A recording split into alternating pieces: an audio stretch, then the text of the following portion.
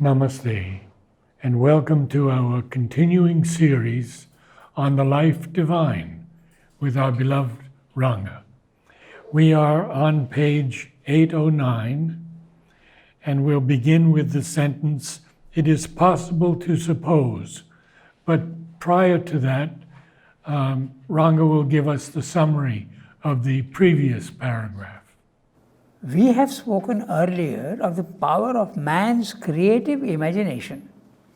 We must be clear that human mind cannot create original worlds in a vacuum, with no substance, where none existed before.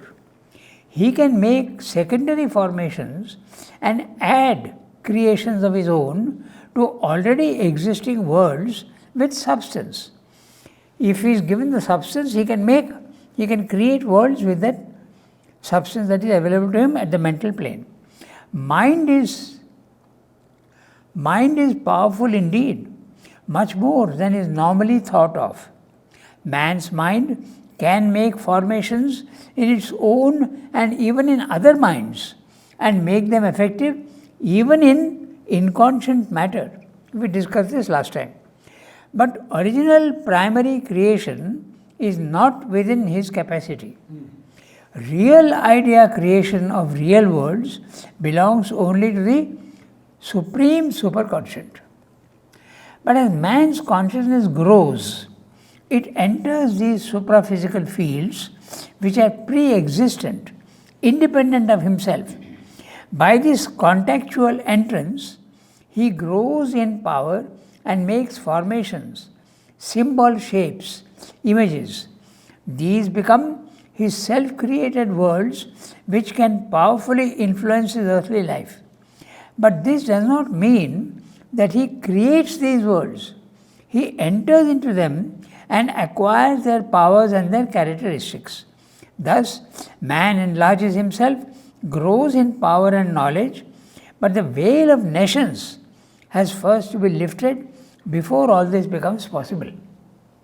So, he has to get out of his body-mind life, that's a veil of nations, and then he can enter these worlds and then create things for himself with the substance ready there.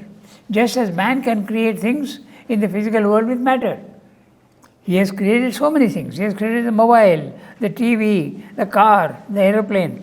So here also subtle things also he can create, but they are secondary creations, not primary creations.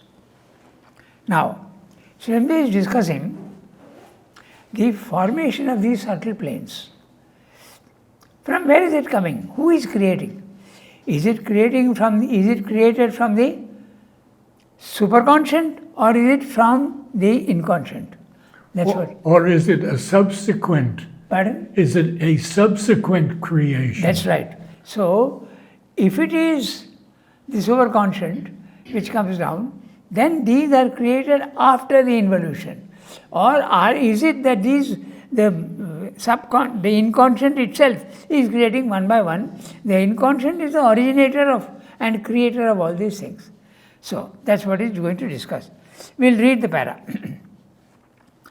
It is possible to suppose that these higher planes and worlds have been created subsequently to the manifestation of the material cosmos to aid the evolution, or in some sense as a result of it. So, very clear. He's saying that you can think of it as coming from there. In fact, science does think like that. Science does think that life has come out of matter and man has come out of life. Everything, matter is the origin of everything. So, Srimati is saying it's possible to think of that. We have to see whether it is reasonable to think like that. Okay, so this is a notion which the physical mind, starting in all its ideas from the material universe as the one thing which it knows, has analyzed and can deal with in the beginning of mastery, might easily tend to accept if obliged to admit a supraphysical existence. So first of all, science does not believe in supraphysical worlds. But suppose you somehow, science does come to believe that there are supraphysical worlds, which they now do. Much of science has now It is still materialistic, but still many scientists are now convinced that consciousness is the basic substance in the world and that there are subtle planes. So if that is there, then this is the notion that it is possible to do that. So he is discussing that. This is the notion with the physical mind. Now what's the physical mind? The physical mind is that which is interpreting your senses. In other words, what it sees with the senses, the consciousness believes that it is a reality. That's a physical mind. There is a vital mind and a pure mind higher up. Starting in all its ideas from the material universe as the one thing which it knows, has analyzed and can deal with in a beginning of mastery. So Srila is saying that he is referring to science. Science is beginning of mastery. It started mastering the natural forces in the physical world. It is using matter to do so many things. Mastery has undoubtedly started at the physical level. Maybe not at the vital level and the mental level, not yet, but certainly in the physical world. Science might easily tend to accept, if obliged to admit the supraphysical existence. It could then keep the material, the inconscience, as a starting point and support of all being, as it is undoubtedly the starting point for us of the evolutionary movement of which the material world is the scene. So certainly we can say that life and mind and all these things which are involved in matter are coming out from there, just like the tree comes out of the seed. It could then keep the material inconscience as a starting point and support of all being, as it is undoubtedly the starting point for us of the evolutionary movement of which the material world is the scene. Our mind could still keep matter and material force as the first experience, so accepted as the first existence. With the material is the scene, of which the material world is the scene. Where is the evolution taking place? In the material world. That's what I mean.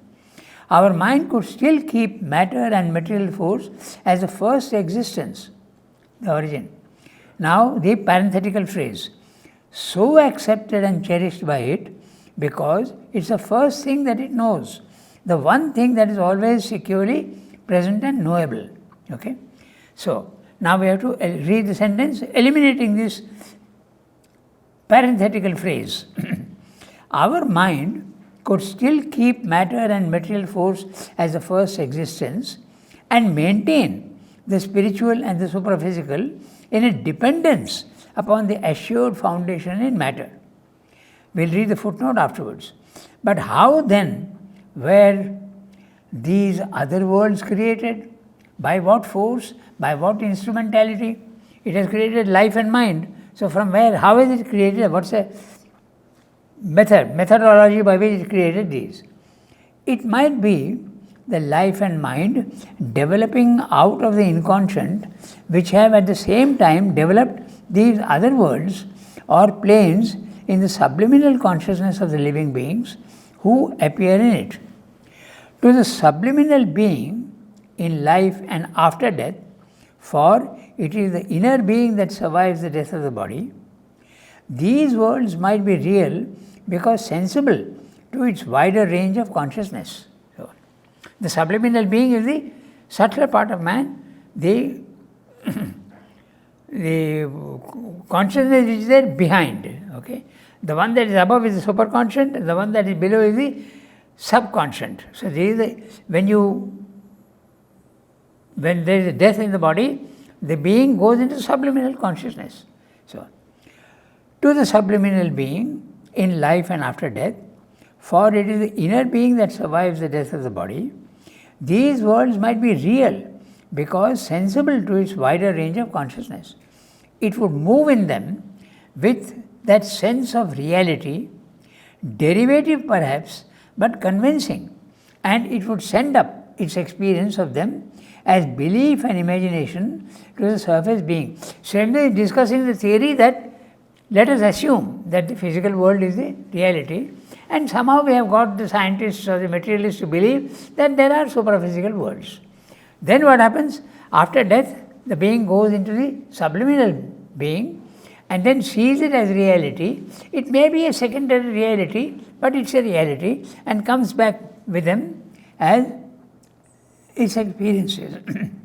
It would move in them with that sense of reality, derivative perhaps but convincing, and it would send up its experience of them as belief and imagination to the surface being.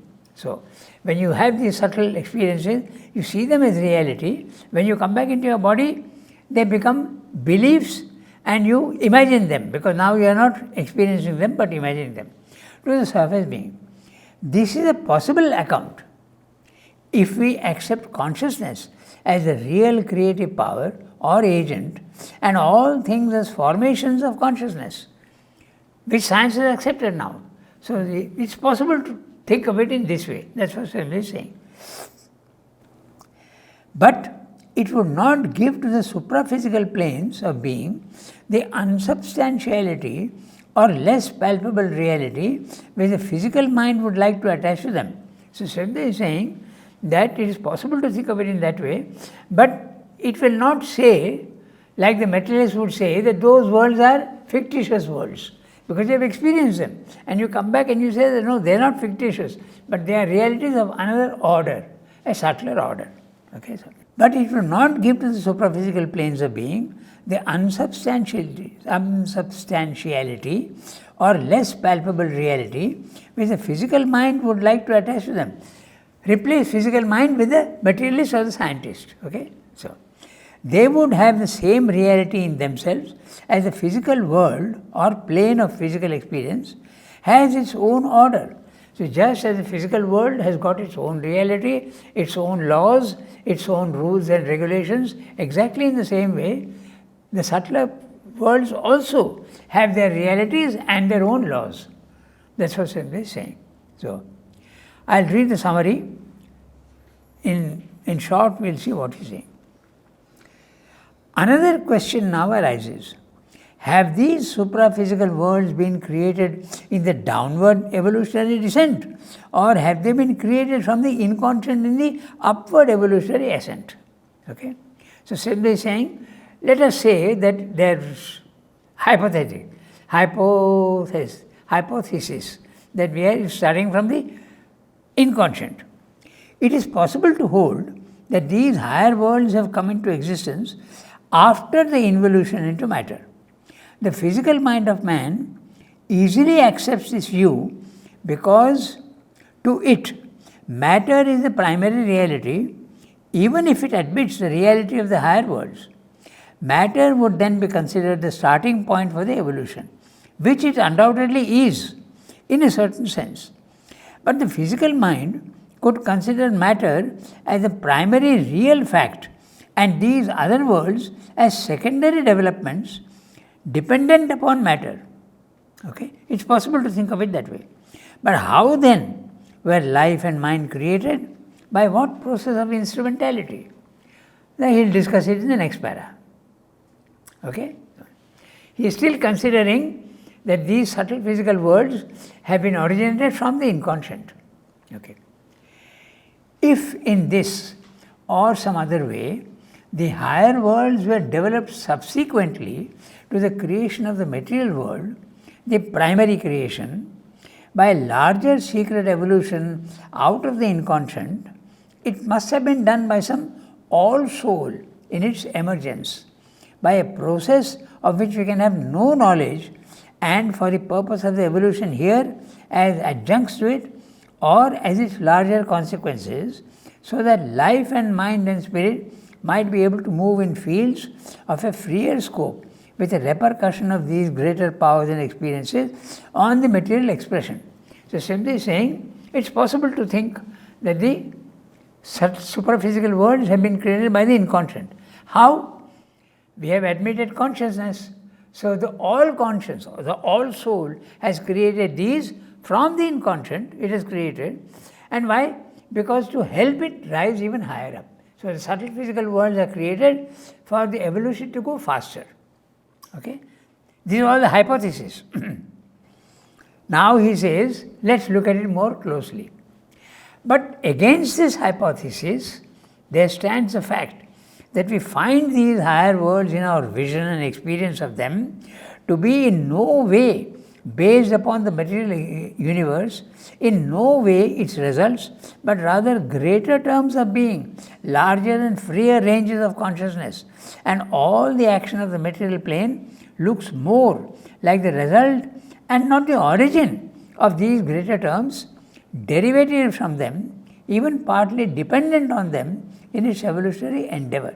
So now Sridhar is saying, we have said that it is possible to think of it like that the inconscient is the originator. But if we look very closely and we have spiritual experience, we find that the physical world, the supraphysical world with the subtler substance is much more real than the physical world. Yes. So it's not that this is creating that, but it is possible that those supraphysical planes are creating matter. Spiritual experience is telling us something else. So we have to discard this hypothesis that the inconscient is the starting point of evolution. Okay? So immense ranges of powers, influences, phenomena descend covertly in a hidden manner upon us from the overmind and higher mental and vital ranges.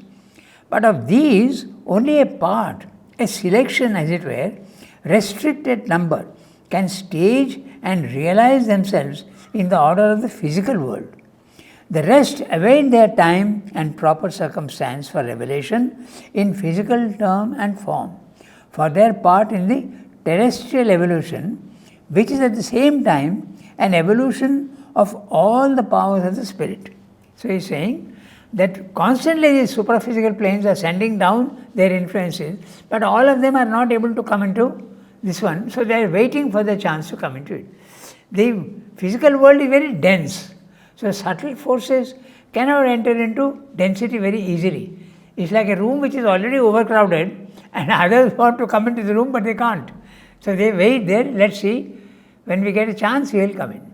Now Sridhar is saying, necessarily by terrestrial we do not mean this one earth and its period of duration, but use earth as the wider root sense in the Vedantic Prithvi, the earth principle creating habitations of physical form for the soul. So he is saying, I am not talking only of the earth, I am talking of universal, the material plane. That's what he is saying. Okay. Then there is another footnote earlier which we didn't read. Yes. But we will try to read that now. Okay, now. This is very interesting. He has given you the supposition, the hypothesis that inconscient is the starting point. Now he is saying, there are certain expressions in the Rig Veda which seem to embody this view. Which view? That the matter is the starting point of evolution. Earth and the material principle is spoken of as the foundation of all the worlds, or the 7 worlds are described as the 7 planes of earth. So he is saying you could misinterpret this, and you can say that, see, even the Rig Veda is saying that the earth is the starting point. But Sridhar is saying it's a way of expressing. Okay. After all, the 7 planes of earth are these, and if you take this in the sense that earth is a substance, they are also substance. So there is a truth to what it is saying, but you can't interpret this Rig Veda as saying that the inconscient is the starting point. It's a foundation, but it's not the starting point. Maybe you can say the same thing about a building. The building, you have to build a foundation first, and then the superstructure is based solidly on the foundation. But the foundation has not created the building. So that's what Sridhar is pointing out. If at all we grant the origin of these higher worlds as subsequent to matter, it must have been the all-soul that built them for facilitating the upward evolution and making consciousness move in a freer, more plastic environment. Sridhar is using the word all-soul. He is not using the word God or the divine or anything. This is philosophy. So you have to think of some principle which is capable of creating all this. Okay. But against this hypothesis of which is the hypothesis that later secondary creation of higher worlds as compared to matter. Matter is the first one, the higher worlds are secondary creations. Against this hypothesis, spiritual experience categorically confirms that their primacy over matter. They are more important and more fundamental than the physical world. They are the origin, not the result of matter. Okay? These worlds, the subtle worlds, have immense ranges of power and knowledge, and these descend upon earth secretly, but only some reach the earthly level to become effective. The rest largely await their chance to manifest in the future when conditions could be more conducive to their successive revelation. That's exactly what happened. First there was matter. Life was waiting until it found a chance to manifest, and it descended into the physical world, created life forms. Similarly, the mind was also waiting, and when the animal developed sufficient intelligence, the mind could manifest itself. That is why the supermind also has to wait until conditions are ready. If the conditions are not ready, it's not possible. It's very similar to what he's saying, is very similar to Leonardo da Vinci had thought of aerial flight. He had got all even pictures he had drawn. But for 400 years it was not possible, because the conditions in the world were not ready to manifest that idea. Can you perhaps suggest why Mother and Sri Aurobindo decided to bring the supermind down? Because he says that he says a very interesting way. He says that the all will decided that the time is ready. Yes. And Mother and Sri were the instruments who made this possible. By the way, the other day you asked an interesting question when I said that the divine does not act directly in the physical world, and you raised the question of Mother and Sri being divine. But I pointed out that Mother and Sri are divine in their consciousness, but they are manifested beings in the physical world. Exactly. So they are used as instruments. Right. They are used as agents for the. If Mother and Sri were not there, supramental world would not be possible. But they were the ones who were capable of bringing down the supermind. These worlds have immense ranges of power and knowledge, and these descend upon us secretly, but only some reach the earthly level to become effective. The rest largely await their chance to manifest in the future when conditions could be more conducive to their successful revelation. This character of the other worlds defeats all our attempts to give the premier importance to our own plane of being and to our own part in the mundane manifestation. The character of these worlds, they are more real than the physical. So, your idea that the physical world is the primary one, when you have the spiritual experience and you see in the subtler worlds, they are more real than this one, then you have to reject the idea that the earth is the most important part. Exactly like the theory, the Christian theory that the earth is the center of the universe. And then Galileo and others had to come and say, no, that's not true, we are not the center. So matter is not the central or not the fundamental reality. Okay? We do not create God as a myth of our consciousness, but we are instruments for a progressive manifestation of the divine in the material being. There are many who say we have created God. I told you, even philosophies are there who say that God is a, when they say God, you must be clear, they mean the personal aspect of the divine. The impersonal aspects they admit. Yes, there are planes of consciousness where there is consciousness, where there is power, where there is force, where there is ananda, but there is nobody there. That idea of yours as God, as somebody living in these, is a myth. That's what they say. But Shrimti is saying it's not like that at all. Okay? So, we do not create God as a myth of our consciousness, but are instruments for a progressive manifestation of the divine in the material being. Note the word progressive manifestation. Divine does not come down immediately with all his glory. Slowly he is revealing himself. We do not create the gods, his powers, but rather such divinity as we manifest is a partial reflection and the shaping here of eternal Godheads. Slowly their powers are being revealed here. We do not create the higher planes, but are intermediaries by which they reveal their light, power, beauty in whatever form and scope can be given to them by nature force on the material plane. This we will discuss, what he means by they are intermediaries, he says. That's interesting, we will see that. It is the pressure of the life world which enables life to evolve and develop here in the forms we already know. So, the subtle life plane is pressing upon matter to evolve, and that pressure itself, life comes up.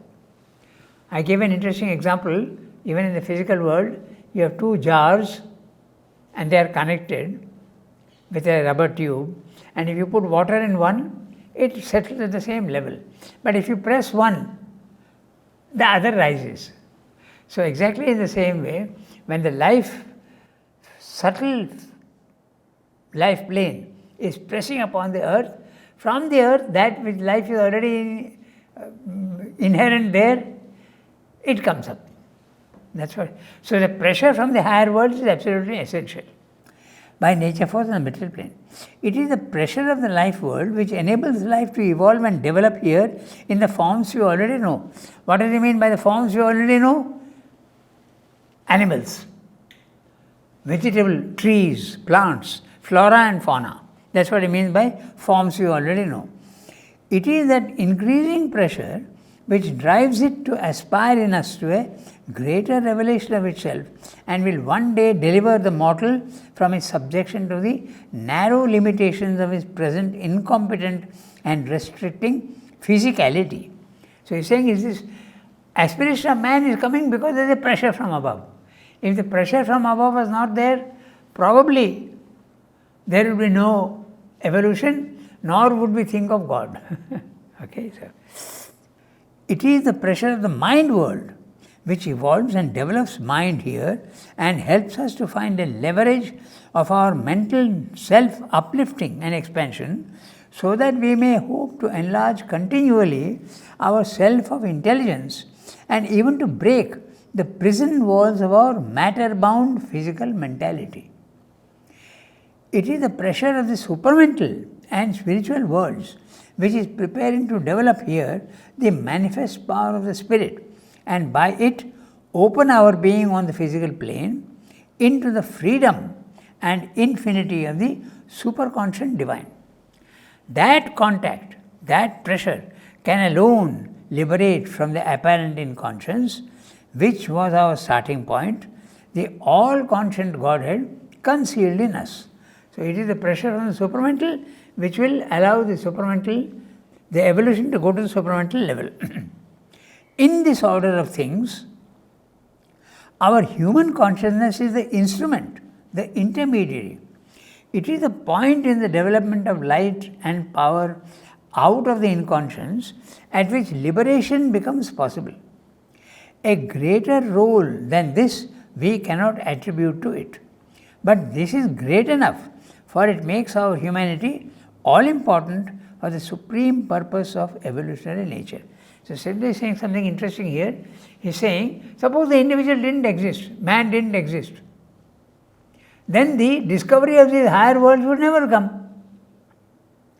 So man is the intermediary by which the earth consciousness is becoming aware of the higher planes of consciousness. So he is the intermediary who makes possible the ascent. Okay? So there is another view that a man is nothing. He is just a piece, a clod, a lump of mud. But Siddha is saying, no, don't think of it only in that way. Man also has got his own importance. He is the agent by which evolution is going up. Before man was there, liberation was not possible. In other words, the animal life is limited to its own level and can never become spiritual.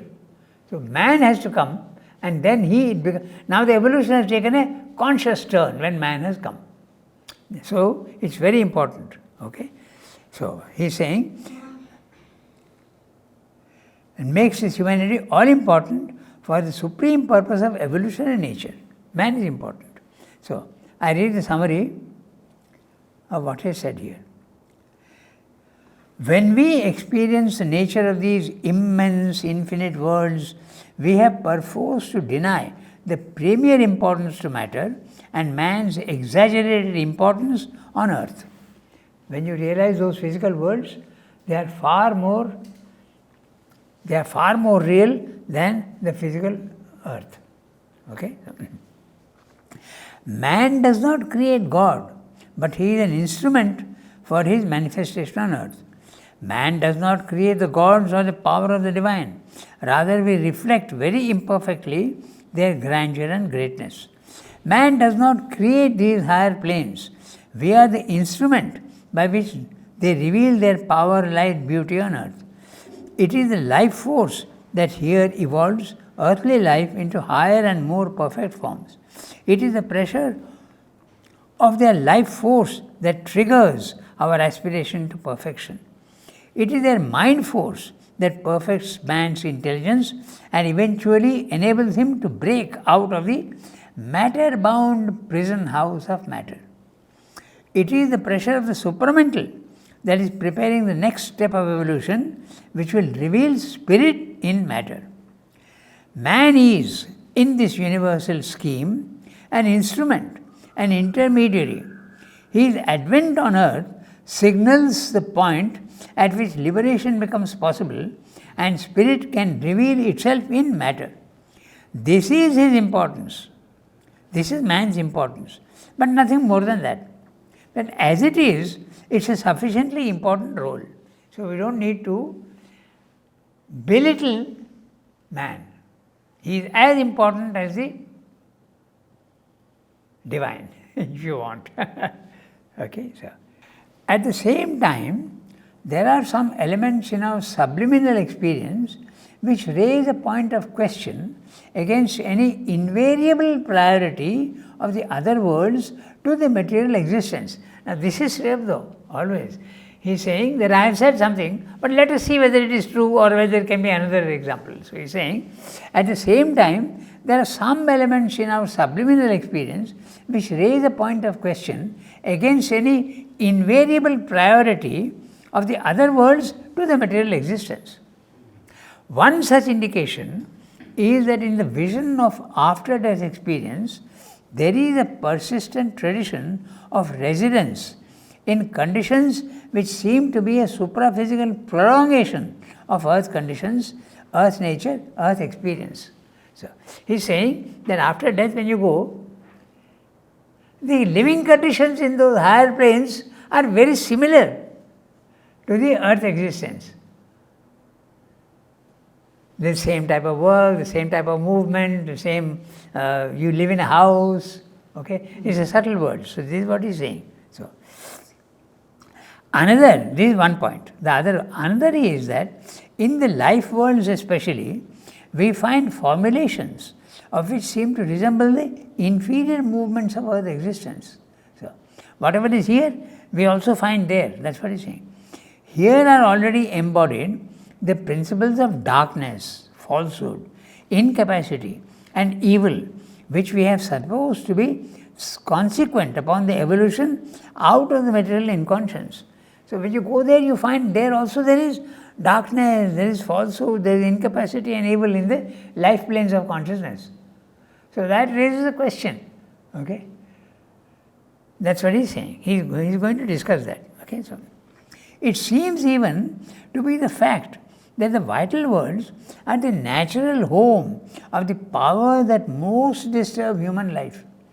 This is indeed logical, for it is through our vital being that they sway us, and they must therefore be powers of a larger and more powerful life existence. The beings that live in the life planes are influencing us, and that's very likely because we are most susceptible in the vital. It's the vital that is most susceptible to these forces. Okay, so the descent of mind and life into evolution need not have created any such untoward developments of the limitation of being and consciousness. Need not have been, okay? Need not have been, he is saying. For this descent is in its nature a limitation of knowledge.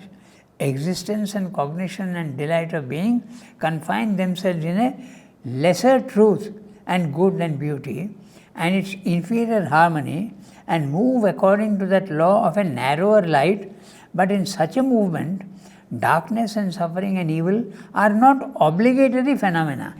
So, what Srimati is saying is, in the involutionary world, when they are pressing down, there is indeed lesser truth, lesser beauty, lesser good. Okay? There is a diminution, the law of diminution, that's what we always say. Knowledge, power, ananda are all, consciousness are all subject to the law of diminution when there is manifestation. These things are becoming less and less and less and less. But not falsehood. Exactly. So not distortion, but diminution. Not distortion, right. That's what he's saying. Okay? Not obligatory. It need not have been. If we find them existing in these worlds of other mind and other life, even though not pervading it, but only occupying their separate province, we must either conclude that they have come into existence by a projection out of the inferior evolution, upward from below, by something in the subliminal parts of nature, bursting there into a larger formation of evil, created here, or they were already created as part of a parallel gradation to the involutionary descent, a gradation forming a stair for evolutionary ascension towards spirit, just as the involutionary was a stair of the descent of the spirit. So, he is saying that it's very unlikely that falsehood and these things are there in the downward involution. They are there when you are starting from the bottom. Reason is very clear. When you are starting from knowledge and consciousness and power, you are divine. So how can the divine create something false? It cannot be. So when you are starting from the inconscient, which is ignorance, you are likely to make mistakes. So falsehood and evil have come out from in the evolution and not in the involution. In the latter hypothesis, the ascending gradation might have a double purpose, for it would contain pre-formations of the good and evil that must evolve in the earth as part of the struggle necessary for the evolutionary growth of the soul in nature. These would be formations existing for themselves, for their own independent satisfaction, formations that would present the full type of these beings, each in its own separate nature, and at the same time, they would exercise on evolutionary beings their characteristic influence. So he is saying, I read the summary, then it will be clear. Yes. Okay, so we have said that the higher worlds have been created before the material world, not after. We have also mentioned their priority over the material. They are more important and more real than the material. But the experience of life planes after physical death throws up a problem and a doubt. It is this, that in the subtle subliminal vital worlds, we find the presence of beings that represent darkness, falsehood and evil, Rakshasas, Pishachas, Asuras. They are all there in the physical, in the life planes, in the vital planes. Okay, so normally these are three types. Pishachas are almost physical evil. Then Rakshasas are of the vital nature, and the Asuras are of a mental nature. Okay, they are more powerful. These three beings are there. Now, the downward involution uses the principle of diminution, dilution and limitation, but not necessarily of distortion and perversion. That's what Swami is saying, I put it in simpler words. Okay? We can even say that the vital world seems to be the home of evil powers that most harass human beings. This is understandable in a sense, because the subtler worlds give to the earthly life their own character. The human vital is full of perversion and distortion, and if these come from the subliminal life plane, it is most natural and understandable. But if the involution has not produced this evil, then it must come from the inconscience, which implies a primacy to the inconscience. So have they come from here? That's what he's saying. So it appears as though they have come from here. Or again, it is possible that along with the involution, there was a parallel descent in which these negative and positive elements were created. The evolution upward then would have to confront these elements and seek their harmony. What we see as evil here has a truth in the upper regions, and their harmony has to be established on earth. Now he's saying something very interesting, which he will discuss in the next para. He's saying that what we see here as evil, false, when you go to the higher plane, you see that their origin is there, but there it is not evil, it's just a tendency. It's not falsehood as we see it here, but it's a tendency. These worlds have a larger life. So what do you mean by larger life? Not life in the physical world, but life in its own plane above matter. Okay? The pranic world, the world of prana. These worlds of a larger life would then hold in themselves both the more luminous and the darker formations of our world's life in a medium means substance, in which they could arrive freely at their independent expression, their own type's full freedom and natural completeness and harmony for good or for evil, if indeed that distinction applies to these ranges. There you are.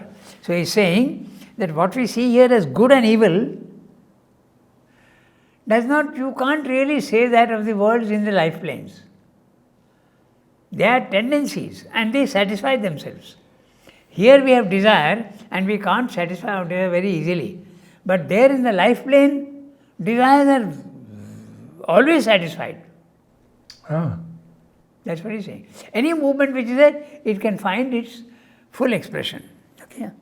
If indeed that distinction applies to these ranges, a completeness and independence impossible here in our existence, where all is mingled in a complex interaction necessary to the field of a many-sided evolution leading towards a final integration. So, for we find what we call false, dark and evil seems there to have a truth of its own and to be entirely content with its own type, because it possesses that in a full expression which creates in it a sense of a satisfied power of its own being, an accord, a complete adaptation of all its circumstances to its principle of existence. It enjoys there its own consciousness, its own self-power, its own delight of being, obnoxious to our minds, but to itself full of the joy of satisfied desire. Okay? So, those life impulses which are to earth nature inordinate and out of measure and appear here as perverse and abnormal, find in their own province of being an independent fulfillment and an unrestricted play of their type and principle. So what we see here as evil and false, there it's not exactly like that. Okay? You are applying your own ideas of dualities, good and bad. But when you go there, these distinctions disappear and each force has the power to completely satisfy itself. We have to understand this in a very subtle way, because what is evil here? Say cruelty. In the life world, it will completely satisfy itself. So you have to think a little and see how. Okay? So, cruelty is what? It is the destruction of something. So there, if there is a thing that needs to be destroyed, it will be possible to destroy it. So you have to think of it there. Don't import your ideas of good and evil there. That's what Swami is saying. Okay? This was a question that you used to always ask about the cruelty in the Nazi, the most perverse things. So there are possibilities and there are movements which find their full satisfaction there. But We are giving it a different twist. We are seeing it in a different way. There you don't see it in that way. If there is a force of destruction, it will satisfy itself. But Without the idea of evil and good. without the idea of evil, yes. You have to see the core of Yes. the. But it was not satisfied. Yeah, It here, was- yeah, that's right. So, it's very subtle. You have to think very carefully about it. Here, let us say cruelty. What are you doing? You are doing things which you feel disgusting. But there in the vital world, everything has got the power to manifest itself. So if there is a tendency of going here, it will go there and satisfy itself. So those things which you find to be perverse and false, they are not exactly like that there. Okay, that's what Sandra is saying. Okay. Are they complementary? Are they complementary? Yeah, They are. you Okay. could say that. Okay. When subtilized and devoid of our moral ideas, they satisfy themselves, all these forces. Those life impulses which are to earth nature inordinate and out of measure and appear here as perverse and abnormal, find in their own province of being an independent fulfillment and an unrestricted play of their type and principle. What is to us divine or titanic, rakshasic, demoniac, and therefore supernatural, is each in its own domain, normal to itself, and gives to the beings that embody these things the feeling of self-nature and the harmony of their own principle. Discord itself, struggle, incapacity, suffering, enter into a certain kind of life satisfaction which would feel itself balked or deficient without them. So, all the forces must be there. When these powers are seen in their isolated working, building their own life edifices, as they do in those secret worlds where they dominate, we perceive more clearly their origin and reason of existence, and the reason also for the hold they have on human life and the attachment of man to his own imperfections. Now that's interesting. We don't want to get rid of our imperfections. Why? He's saying because in the life world what you are seeing as imperfection gets satisfied.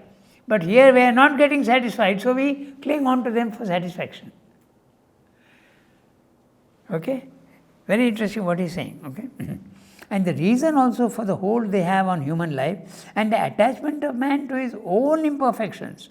There in the life world, it gets satisfied. But here it doesn't get satisfied, so we cling to them.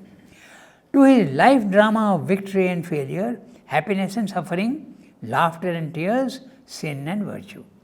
Here on earth, these things exist in an unsatisfied and therefore unsatisfactory and obscure state of struggle and mixture, but there reveal their secret and their motive of being because they are there established in their native power and full form of nature in their own world and their own exclusive atmosphere. Man's heavens and hells and worlds of light and worlds of darkness, however imaginative in their building, proceed from a perception of these powers existing in their own principle and throwing their influences on him in life from a beyond life which provides the elements of his evolutionary existence. Very interesting, a little difficult for human beings to understand. Yeah. But he is saying that what you see here as perverse and all that, it changes. It does not exactly the same thing when you go there. This larger life plane holds in itself both luminous and dark elements which are given free and full play of satisfaction, which they cannot get here on earth because of the mixed nature of the earthly life. Okay? In the vital world, the vital principle has full scope for satisfaction without hindrance or opposition. These elements which seem extreme, perverse, abnormal, express themselves fully according to their typal character, What is Rakshasic to us is there a normal and natural feature of that plane of existence. We see their reason for existence and we comprehend how and why man loves his imperfections and limitations, why he attaches himself to his perversions, to his life drama of virtue and sin, laughter and tears, his success and failures. Man has to learn to see these things in themselves, without his moral ideas of good and evil, which undergo change from plane to plane. We have explained this before also, so I'll give that example again so that you can see in the context of what he's saying is absolutely real. Take the case of movement of air. Okay, that's the very best example we can give. The movement of air can be very slow or it can be very fast. Here in the physical world, we are saying fast is destructive. It is damaging trees, buildings, it is creating hell. But there it is just fast movement. It is satisfying itself fully. So that you have to see it in that way and not this way. That's what he's saying. Man's ideas of hell and heaven, however imaginatively distorted, do come from there and they throw their influences on man in earthly life. So we will conclude for today, and on Saturday we'll begin on page 814 with the line, "In the same way as the powers of life." Namaste all.